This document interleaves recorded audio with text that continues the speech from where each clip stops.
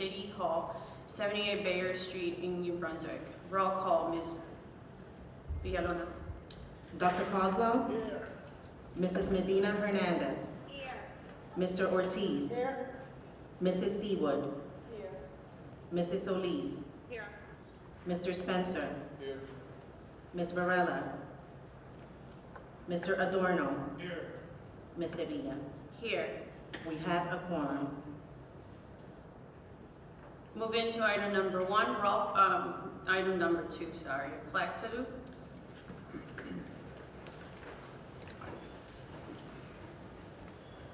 Ready, salute. I pledge allegiance to the flag of the United States of America and to the republic for which it stands, one nation, under God, indivisible, with liberty and justice for all.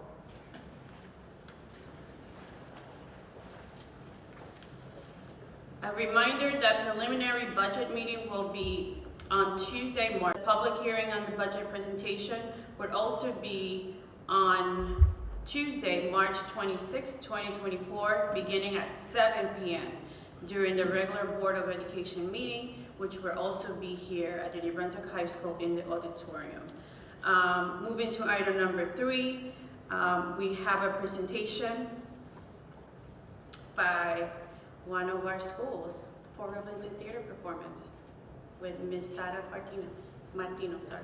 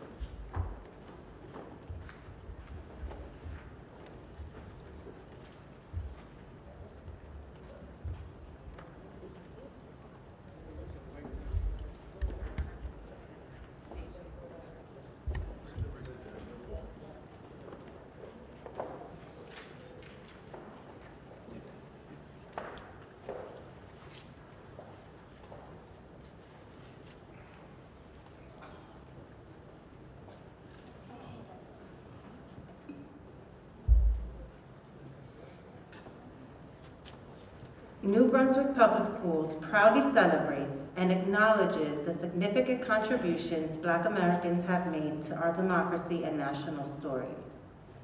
Tonight, we welcome you, ladies and gentlemen, to a compelling journey presented by the Rolston Players Performing Arts Club at Paul Robeson Community School for the Arts. Join the talented 6th grade students as they delve into the historical narrative of Hale Street School, New Brunswick's first and only school for colored children. Through thought-provoking discussions, spoken word poetry, and a powerful scene on segregation, these young actors, under the guidance of Mr. Donovan T. Smalls, aim to ignite a flame of inspiration for equality. Witness their commitment to inclusion, love, and justice as they declare everyone to continue to fight for change.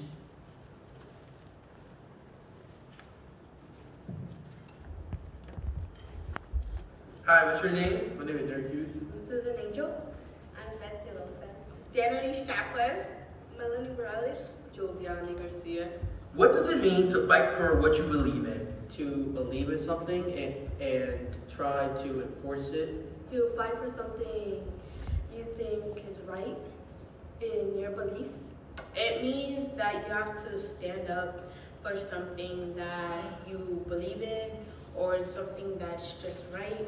It means when you want to stop an issue that's going on around the world and you don't like it. If you don't get what you want, you can protest for it and fight harder for it.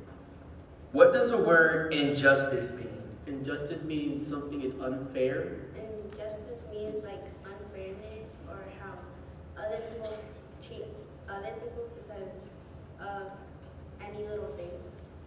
It means to stand up for what you want and what you're looking forward to. Injustice means when something is unfair to another person Because about their race and color, it's when things are not the same, like not equal. How does that make you feel?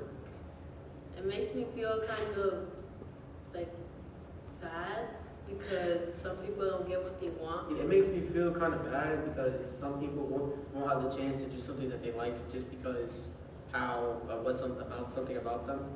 Makes me feel disappointed because some people may not experience what other people can just because of how they look, of how they identify. It makes me feel like it's just not fair to the other people who don't get to experience the things that the other people do. How does that make you feel?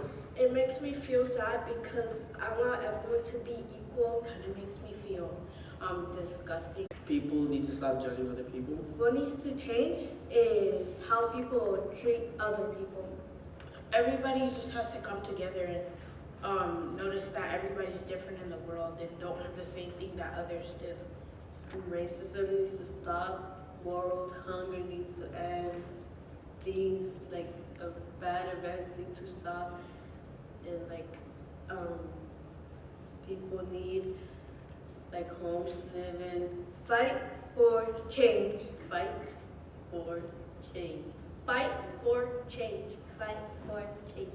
Fight for change. Fight for change!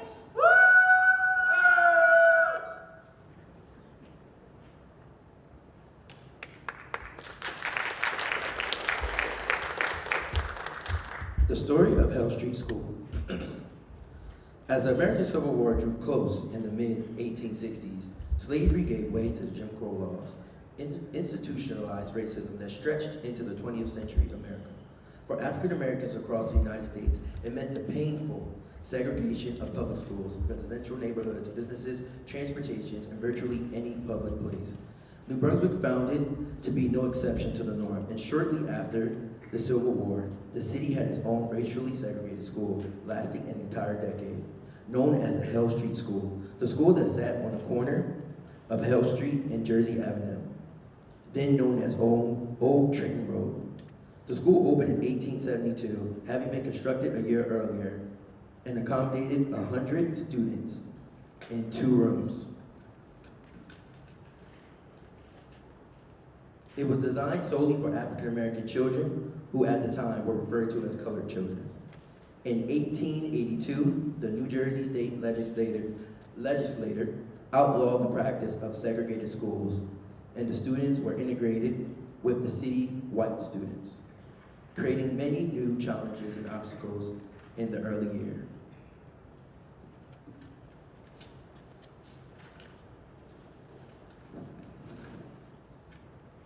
Freedom School Poetry, 1965, Langston Hughes. The poems that we read tonight are written by students around the same age as those who appear before you on stage. It is in these spoken words that we understand that kids are faced with a lot of hardships as they make their way through adolescence into adulthood. They may not speak up, but they are watching. In the summer of the year of 1955, Emmett Till, 14-year-old, was murdered in the state of Mississippi for allegedly whistling at a white woman. 9 years later, out of the same society that allowed the killing of Emmett Till and many others who we all know, students began to use their voice to uplift and spark change. These are the expressions of the young Freedom School students of Mississippi. We must continue to give a voice to those like us.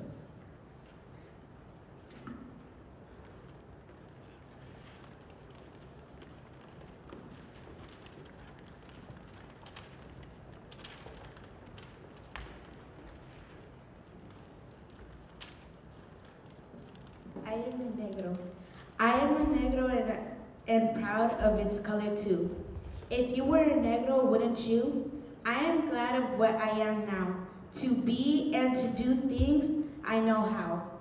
I am glad to be a negro, so happy and gay, to grow up day by day. I am a negro and I want to be free as any other child, to wander about the house and the woods and be wild. I want to be free, free, free. Whenever I think about sunlight and fresh air or peace and springtime, I think about men wanting to be free. There are men who want freedom all their lives and never get it. There are men who have freedom all their lives and never know it. But I think that men who know that they are free and try to help other men get it show how precious freedom really is. Madeline McHugh, age 24. I am Mississippi fed, I am Mississippi bred. Nothing but a poor black boy. I am a Mississippi slave. I shall be buried in a Mississippi grave. Nothing but a poor dead boy. Ida Ruth Griffin, age 12. Isn't it awful not to be able to eat in public space? Isn't it awful not to be able to go to public libraries and get an interesting book without being put out and given a hateful look? Isn't it awful not to be able to sleep peacefully nights for you fear you may get bombed because you want your rights?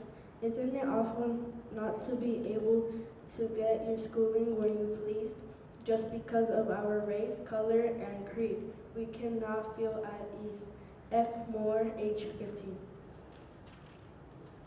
I want to walk the streets of a town, turn it into any restaurant and sit down, and be served the food of my choice, and not be met by a hostile voice. I want to live in the best hotel for a week, or go for a swim at a public beach. I want to go to the best university and not be met with violence or unnecessity.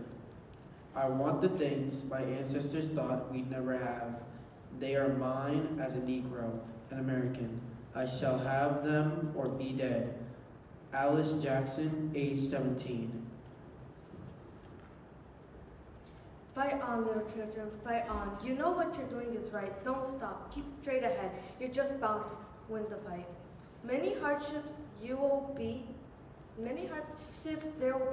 many trials you'll have to face. But go on, children. Keep fighting. Soon freedom will take hardship place. Sometimes it's going to be hard. Sometimes the light will look dim. But keep it up. Don't get discouraged. Keep fighting, though chances seem slim. In the end, you and I know that one day the facts they'll face and realize we're human too, that freedom's taken slavery's place. By Ethan Maury, age 15.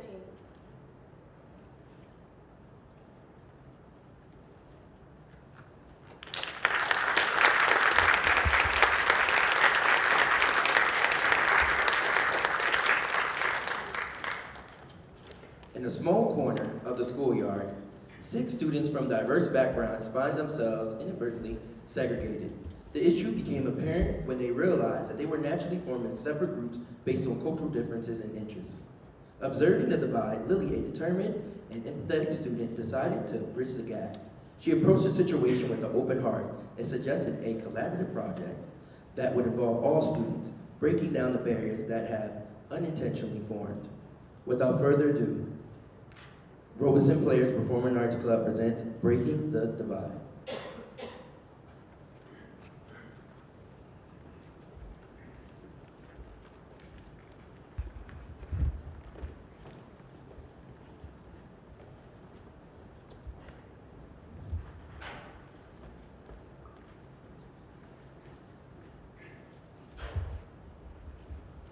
Guys, I was thinking maybe we could have a sleepover this weekend or something, you know? Yeah, right? Yeah. What's going on? Why is everybody in different groups? Well, it's not on purpose, Mr. Johnson. We sort of just ended up this way.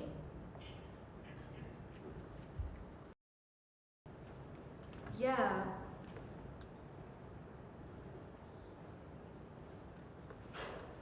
Yeah. We did.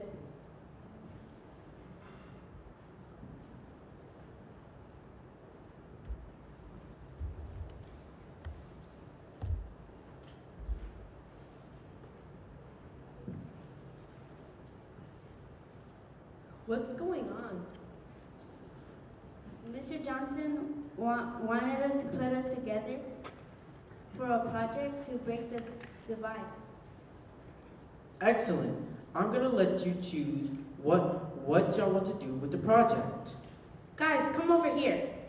I was thinking maybe we could do a cultural type of project to represent where each of us are from. Even though we might be from the same country, we could still show what our traditions are and what we like. I agree. Yeah, that sounds great. Yeah. Yeah. Okay. Our project is all about learning from each other. We are going to explore our culture, share our hobbies, and celebrate our differences. This project made us realize that we're not so different. I heard that you're really interested in painting. Yeah, I love it. And Carla, your music taste is really good. Thanks. I didn't think we had much in common.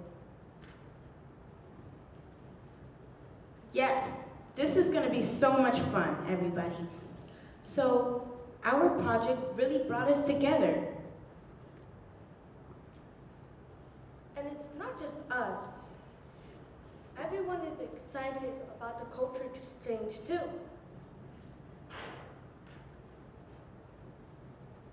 And it's not just for today. Great. These grade 6th grade students have done a great job at the student exchange, cultural exchange. Now, let's learn, employ, and celebrate. We did it, everyone. We are going to now present our project, and our school has more things coming forward.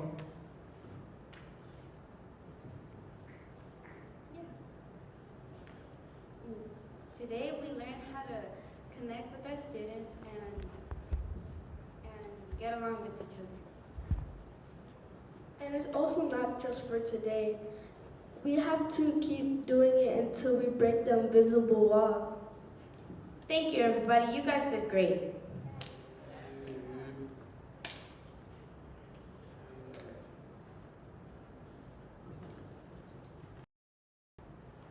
Fight for change.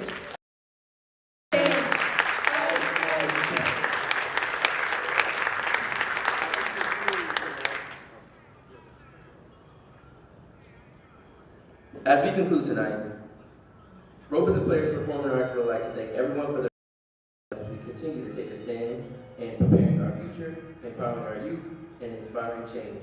Have a great night.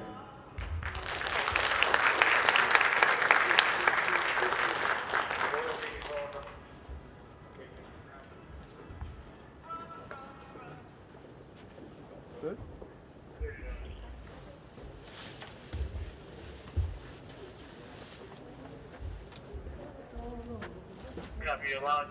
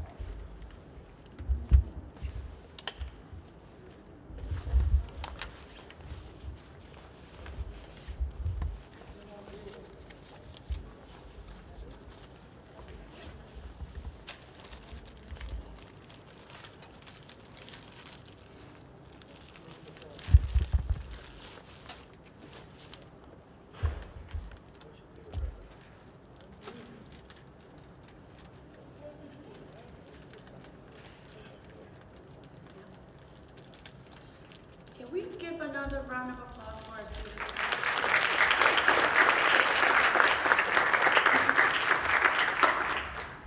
I think we have a few, I love the arts, so I was almost, okay, where's the next play, right? So thank you. Moving to item number 4, minutes of January 23rd, 2024. So moved. Second. Dr. Caldwell. Yes. Mrs. Medina Hernandez. Yes. Mr. Ortiz. Yes. Mrs. Seawood. Mrs. Solis. Yes. Mr. Spencer. Yes. Ms. Varela. Mr. Adorno. Yes. Thank you. Moving to item number 5, the superintendent's report. Dr. Aubrey Johnson. Yes, good evening. As of February 2024, we have enrolled 9,344 students. We had 6 cases of harassment, intimidation, and bullying. There were 115 suspensions. Our staff attendance was at 94%, and our student attendance at 90%.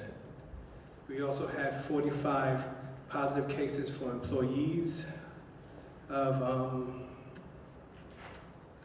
coronavirus, as well as 25 positive COVID cases for students. I just want to say thank you, Ms. Robinson and Mr. Smalls, for putting together a quick performance in a short period of time. It's great to see our students come out and just experience the feelings of performing and making connections, and it takes a lot. And I just want to thank you for that. As we all know, in February, we commemorate Black History Month, a significant occasion to acknowledge and celebrate the remarkable achievements, contributions, and resilience of African Americans throughout history. Our commitment to fostering a culture of understanding is echoed in our classrooms, where educators integrate relevant and enriching content to inspire meaningful conversations. The district has organized activities, including performances and art exhibitions, to emphasize the ongoing importance of recognizing and celebrating the diverse and impactful contributions of African Americans. And collectively, we must, and I must say it again, I'll say the word must again, learn and teach the achievements of resilience of Black individuals who have shaped our world. And I just can't let the moment go by. I think we have to expand upon it. A lot of the times, and a lot of things that I've witnessed, we have actually, it's about the struggle. It's about slavery. It's about all of the fights for freedom. But let's not forget Black history. Before slavery, we need to learn and teach about Africa, Egypt, Nefertiti, the great kings. It's hard for many people to mention kings of Africa, but we can mention kings of other ethnic groups. So we need to go back and talk about and teach our kids about this legacy that shaped the world, that many are still trying to learn from, and begin there. Because if we do that, I want to believe our students will feel more empowered and have better connections and understanding of the diverse impacts of different ethnic groups. On Monday, February 12th, New Brunswick Public Schools observe Reflection Day, an opportunity for the school community to pause and focus on overall wellness, encouraging simple activities like reading, meditation, exercise, and relaxation. The day emphasizes the importance of ongoing self-care. Prioritizing health and wellness contributes to happier, healthier lives. This district invites individuals to share their reflections using the hashtag NBPSReflects, fostering a sense of community engagement. There were a lot of activities that happened in January across many schools, but I do want to point out one that I felt was a little different.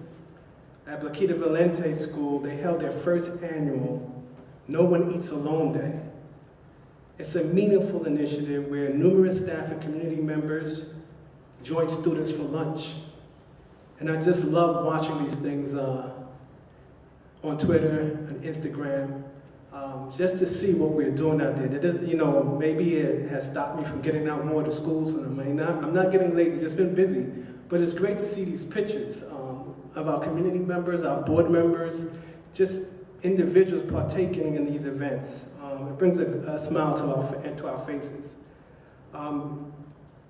This event aimed to foster a sense of inclusivity and connection, emphasizing the importance of social bonds within the school community.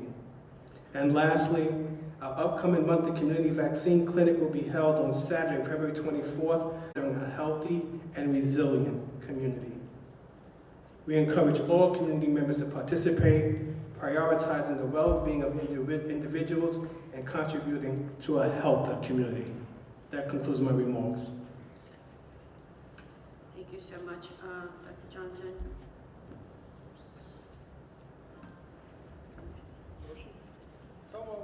Second. Dr. Caldwell. Yes. Mrs. Medina Hernandez. Yes. Mr. Ortiz. Yes. Mrs. Seawood. Yes. Mrs. Solis. Yes. Mr. Spencer. Yes. Mr. Adorno. Yes. Ms. Sevilla. Yes. Moving to item number 6, the student representative report, Ms. Jayleen Perez. Good evening, my name is Jayleen Perez and I will be representing the student report.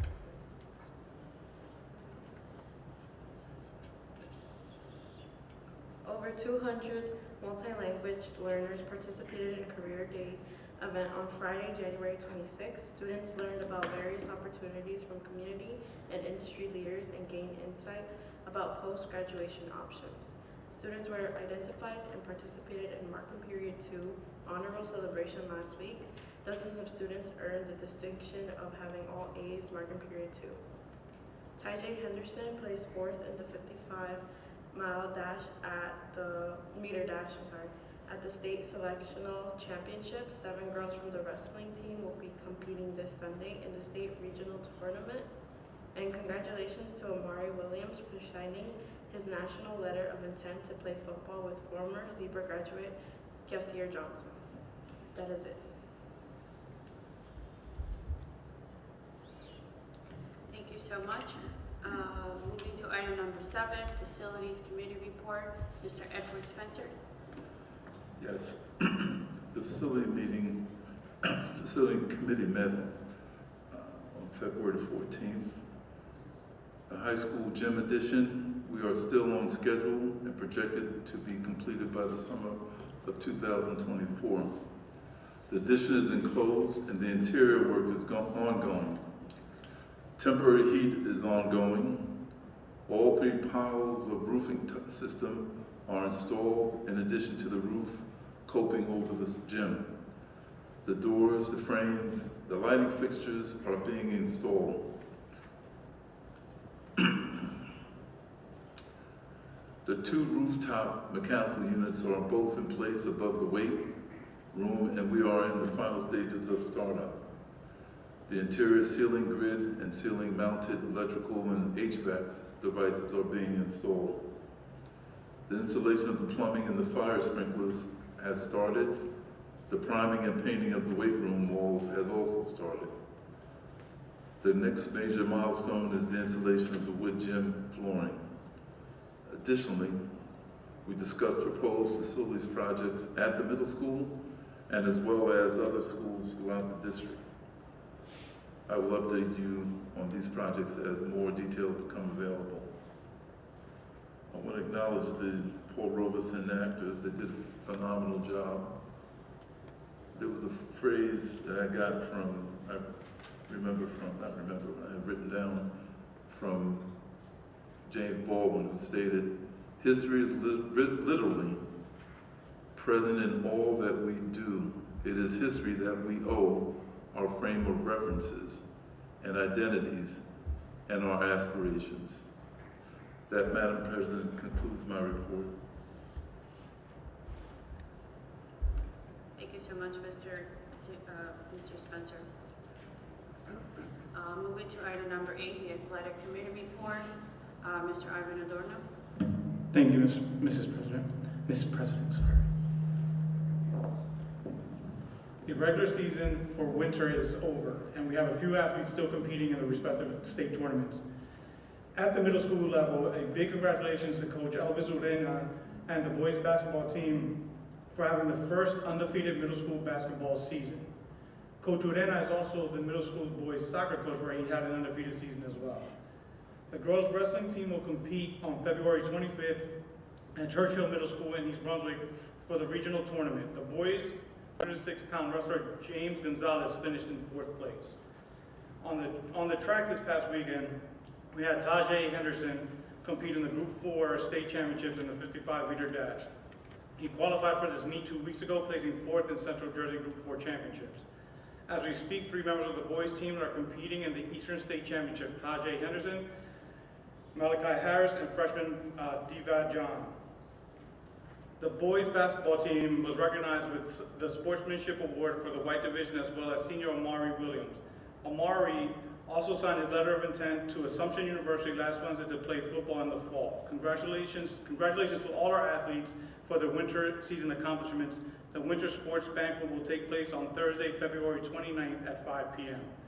Sign-ups for the spring season has officially begun, with sports that include baseball, softball, spring track and field, golf, boys tennis, boys volleyball, esports, and for the second year, girls flag football. That concludes my report, and I need a reconciliation for January. Second. Dr. Caldwell? Yes. Mrs. Medina Hernandez? Yes. Mr. Ortiz?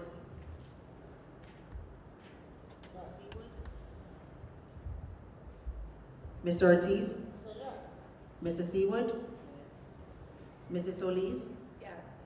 Mr. Spencer? I said yes. Mr. Adorno? Yes. Ms. Sevilla? Yes. Motion approved. Moving to item number 9, the Curriculum and Policy Committee report. Mrs. Emerald Seawood.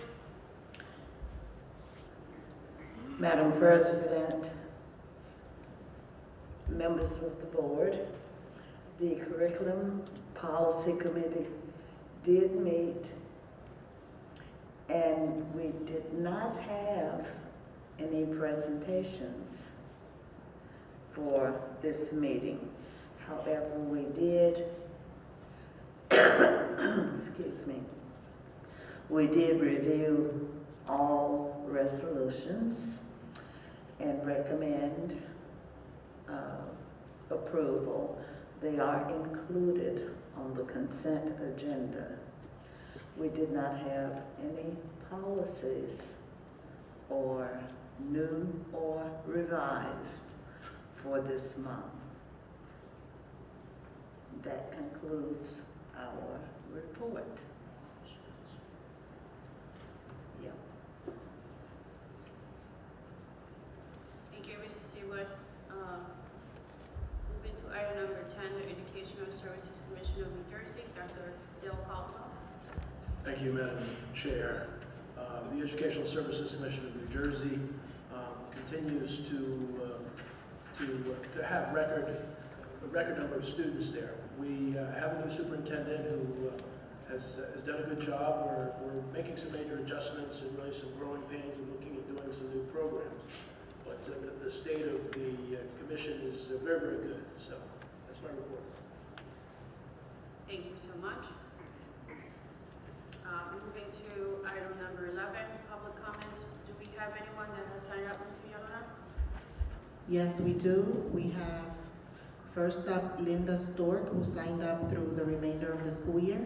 Ms. Stork?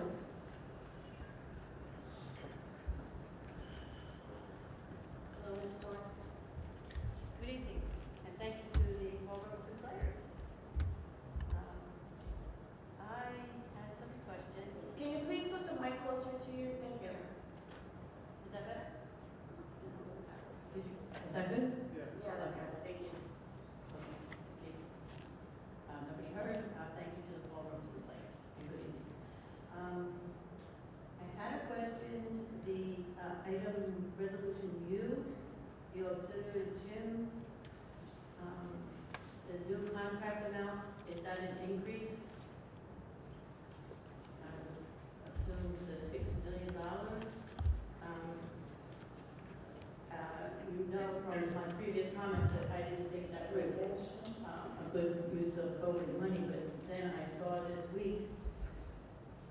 survey report that came out, NewJersey.com, I heard about it through NewJersey.com. It's a study that was done by Harvard, and saying that, while it's a very difficult situation, with children, so we're only being compared to other similar districts, and only to get back where we were before the pandemic, which was, as you know, the low grade level, quite a bit to start with. So, I'm going to quote part of a paragraph. Newark's recovery, on the other hand, ranks among the worst in the state, along with that of Patterson and New Brunswick. New Brunswick saw even bigger losses, we talked about Newark and Patterson, more than a full grade level's worth of reading, and in math, all three of the districts lost roughly 1 1/4 years of learning. So we did, and I saw a chart comparing districts with a similar socioeconomic, judged by the number of free lunches. And we were actually at the lower end of that because it goes 75% and up, but we were the most learning loss, which surprised me, honestly, because I know we got a lot of tablets. I also know there was some connectivity issues. We got a lot of food out, and I congratulate the district on that. I know that for a fact. And you don't learn anything if you're hungry, so that was good. But this is very concerning now. And I saw that the grant that we got for the intensive tutoring was not the full amount. I don't know if that's because we're not a bigger district, but I really want to know what we're going to do differently going forward. Because what we did this year did not work particularly well. I'm going to hope it was better for children, like emotionally and socially, than what has turned up on the academics so far, but still. Thank you. Thank you. We have next. Next up, we have Miss April Nicholas, who also signed up through the remainder of the school year. Miss Nicholas.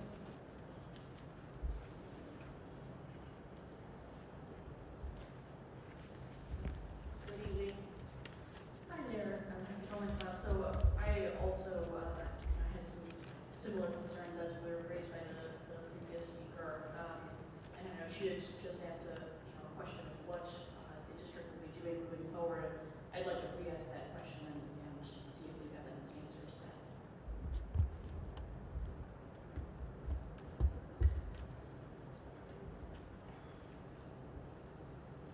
Good evening, everyone. We have began, in addition to implementing our WIN period, which we started last year, it's an additional 36 instructional minutes as students are engaging in, that we're providing multi-tiered levels of support for students. So we've used multiple measures of data to identify students based on their needs to be able to provide them those services.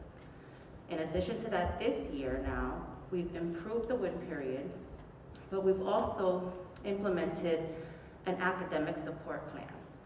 And we've been phasing it in by 3 different phases, where we have revamped our extended school day program, where it's focused on math and language arts, specifically the different types of items that are assessed in the New Jersey Student Learning Assessment, but also focusing on major content standards. Our phase 2 focused on how we were using the high impact tutoring grant. We have focused on grades 3, 4, and 5 mathematics, because that's where our major scores were the lowest in math. And then our phase 3 is how we've been incorporating a lot of these strategies throughout the school day.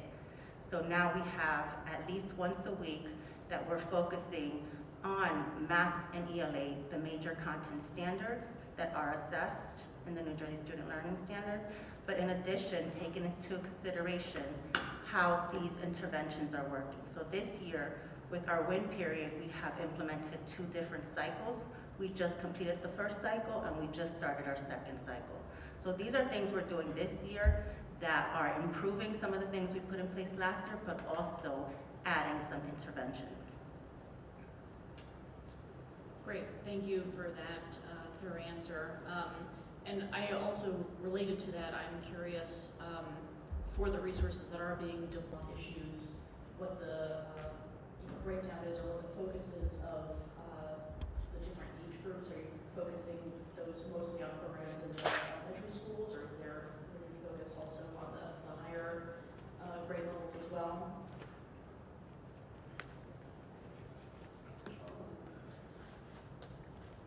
Our intervention services team, Yes. multi-tiered levels of support, we're actually providing that K to 12. Okay, thank you. And we're using research-based curriculum to be able to implement those interventions. I appreciate that. Thank you.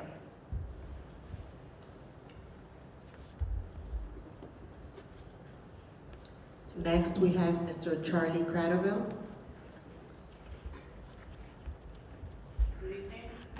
Good evening, Board. Charlie Cradaville, New Brunswick today. I want to start by saying congratulations to the new BA and best wishes to you in what is undisputedly a difficult and important job.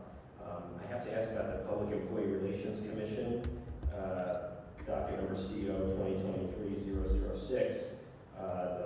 The New Brunswick Education Association was victorious after bringing an allegation to that commission that this administration violated the New Jersey Employer-Employee Relations Act, and I believe these notices had to be put up in the school saying that the Board of Education will cease and desist from interfering with, restraining, or coercing employees in the exercise of the rights guaranteed to them under that law. I did email the superintendent to ask for a comment on this on November 23rd. I did not get any response, so I'm here to ask for the board's comment on this ruling for PERC. It was a full-blown hearing before PERC. The union was of a position that we put a letter of discipline in the teacher's file because of his conduct violating the board policy. However, the case law supports, this was during I'll quote a union, it was a building meeting between union members and the administration, and according to our version, it got out of hand, and I think it did. However, the law protects beyond what I would ever imagine the conduct of union representatives, and they considered that a union meeting. We considered it a meeting between a supervisor and a staff member. The PERC hearing officer favored the union and said even though his conduct was abhorrent, it's protected. And that's what the commission also, we took exception to the commission, but commission also favored that based upon the precedent of previous cases where I was shocked at the conduct that they would accept during, quote, union meetings. Usually arise out of negotiations. You would imagine that might get heated, but also applies to any other meeting that would fall under the umbrella of union activity. So we did not prevail, and the rules provide if you don't prevail, you have to post the results, which we did. Thank you. I just wanted to add that I listened to Mr. Ramirez address the board at the last meeting. And I thought it was unfortunate, Madam Chair, that your response to him was inappropriate, frankly. And I hope you'll apologize to him, and that this board will direct the superintendent to start following the board policy and begin to fulfill his function as the district's chief media representative by engaging with reporters. I shouldn't have to come to this microphone to get an answer to a question like I did tonight. Again, that was emailed to the superintendent and he failed to respond. I hope that you'll correct that. Thank you.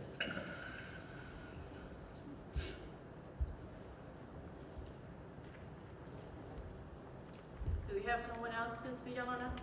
That concludes our list. Thank you so much. As part of February month, bring a highlight about how February is actually teen dating violence, right? And the awareness of how adults can help in talking about teen dating violence, right? We don't talk about it, when we talk about teen dating violence, we don't give the definition of domestic violence, right? Because domestic people actually have to live together in order to be considered domestic. However, what the research is showing, that young people are experiencing violence or teen dating violence in their lives, right? We see that about 1 in 10 experience physical dating violence, and about 1 in 12 experiences sexual dating violence. And so, as a job, our job, and I think that there's been a lot of conversations, and I want to encourage adults that teachers and people in the district, because I know we're doing a lot of the work in bringing awareness about healthy relationships. What does it look like? Encourage adults to model healthy behaviors and healthy relationships so that young people are able to see the difference. I talk to young people all the time about how in society we're doing a really good job at talking about the red flags. But we're not talking enough about what, quote unquote, as they say, the green flags are, right? What are behaviors that are healthy? What are behaviors that may bring consequences that extend to a healthy future? So I just wanted to highlight and really encourage adults and to talk to young people about the importance of when we have special friendships, what does that look like? And the importance of that, the importance of healthy relationships in our lives. So with that, I wanna, and I think we had 100 years of school recently, right? So, yeah, I saw a lot of pictures of our little ones dressed up as they were 100 years, so that was quite exciting. So, moving to item number 13, the consent agenda.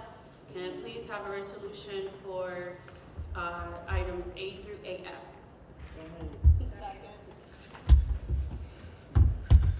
Dr. Caldwell. Mrs. Medina Hernandez. Yes. Mr. Ortiz. Mrs. Seawood. Mrs. Solis. Mr. Spencer. Mr. Adorno. Ms. Sevilla. Yes. Motion approved. Moving to item number 14, the Finance Committee report, Mrs. Ayana Solis. Thank you, Madam President. The Finance Committee, along with all members of the board, had a chance to review the Finance Committee, and I'd like a motion to approve the report now. Second. Dr. Caldwell. Mrs. Medina Hernandez. Yes, staying to page 22. Noted. Mr. Ortiz. Mrs. Seawood. Mrs. Solis. Mr. Spencer. Mr. Adorno. Yes, I abstain on page 17. Noted. Ms. Sevilla. Yes. Motion approved. Item 15, resolution for closed session. Whereas the Open Public Meeting Act, New Jersey SA 10-4-6 provides that certain matters of a public body may be discussed in closed session, and whereas the Board of Education intends to discuss matters as follows: 1, personnel matters, and 2, matters of attorney-client privilege. Now therefore be resolved that the aforesaid subjects should be discussed in closed session by this Board of Education and its administrative staff, and the minutes of said closed session discussion will be made available to the public when the reasons for the non-disclosure in accordance with the Open Public Meetings Act no longer exist. Can I please have a motion for closed session? Dr. Caldwell. Mrs. Medina Hernandez. Yes. Mr. Ortiz. Mrs. Seawood. Mrs. Solis. Mr. Spencer. Mr. Adorno. Yes. Ms. Sevilla. Yes. We are now in closed session. Thank you.